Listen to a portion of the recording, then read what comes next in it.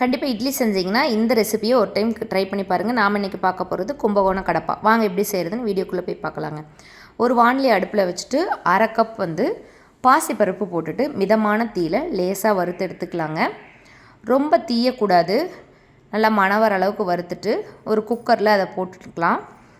அது கூட 3 உருளைக்கிழங்கு, இது பெரிய சைஸ் உருளைக்கிழங்குங்க.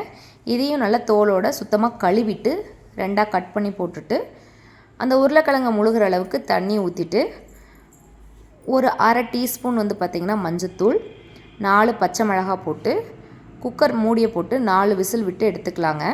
இது விசில் வரத்துக்குள்ளே ஒரு 1/2 மூடி தேங்காய், அது கூட 2 டேபிள் ஸ்பூன் பொட்டுக்கடலைங்க, சோம்பு 1 டீஸ்பூன், கசகசா 1 டீஸ்பூன் போட்டுட்டு அது கூட 2 பச்சை மிளகாயும் போட்டுட்டு தண்ணி ஊற்றி நல்ல பேஸ்ட்டாக எடுத்துகிட்டு வந்துடலாங்க.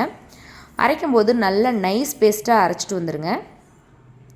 இப்போது பாசிப்பருப்பும் உருளைக்கிழங்கும் நல்ல விசில் வெந்துருங்க. இப்போது உருளைக்கிழங்கை விட்டு வெளியே எடுத்துட்டு நம்ம சூடு ஆறுனதுக்கப்புறம் தோலை உரிச்சிக்கலாங்க. இப்போ இந்த பாசிப்பருப்பு பச்சை மிளகாயோடு சேர்த்து நல்லா ஒரு ஸ்மாஷர் வச்சு ஸ்மாஷ் பண்ணிக்கலாங்க. இல்லை மத்துக்கோள் இருந்தாலும் நம்ம கடைஞ்சி விட்டுக்கலாம். இதை ஒரு ஓரமாக எடுத்து வச்சிடலாங்க. ஒரு மண் சட்டி அடுப்பில் வச்சுக்கோங்க. அதுக்கு 2 டேபிள் ஸ்பூன் கடலெண்ணெய் விட்டுருங்க. கடலெண்ணெய் ஓரளவுக்கு நல்லா காயணும். அது காஞ்சதுக்கப்புறம் தாளிக்கிறதுக்கு இது கூட நம்ம சோம்பு சேர்த்த போகிறோம். சோம்பு போட்டு சோம்பு நல்லா பொரிஞ்சதுக்கப்புறமா பட்டை 1 போட்டுக்கலாங்க.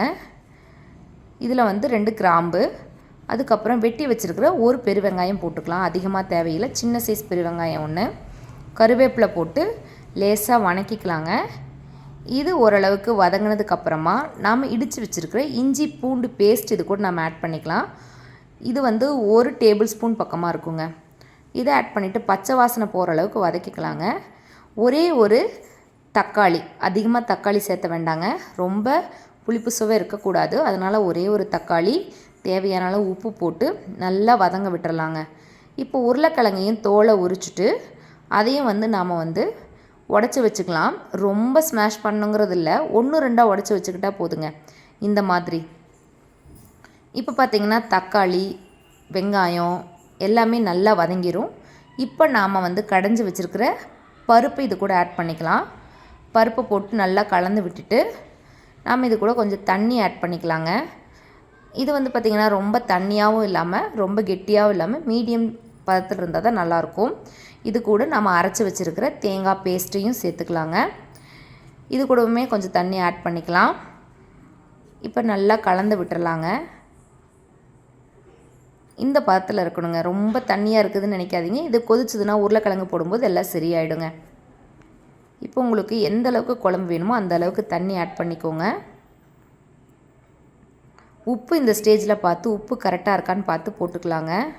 இப்போ பார்த்திங்கன்னா ஒரு கொதி வந்துருங்க. நல்லா ஒரு கொதி வந்ததுக்கப்புறமா இது கூட நாம் வேக வச்சு மசிச்சு வச்சுருக்கிற உருளைக்கிழங்கை சேர்த்திக்கலாங்க. இந்த உருளைக்கிழங்கை சேர்த்துட்டு நல்லா கொதிக்க விட்டுறலாங்க. கடைசியாக இது கூட கொத்தமல்லி தழை போட்டு இறக்கிட்டிங்க அப்படின்னா சூப்பரான கும்பகோணம் கடப்பா ரெடிங்க. குழம்பு இதில் உருளைக்கிழங்கு போட்டிருக்கிறதுனால நான் கொஞ்சம் நேரத்துலேயே பார்த்திங்கன்னா நல்லா கெட்டி ஆகிடும். இது இட்லி, தோசை, சப்பாத்தி, பூரி எல்லாத்துக்குமே நல்லாயிருக்கும்.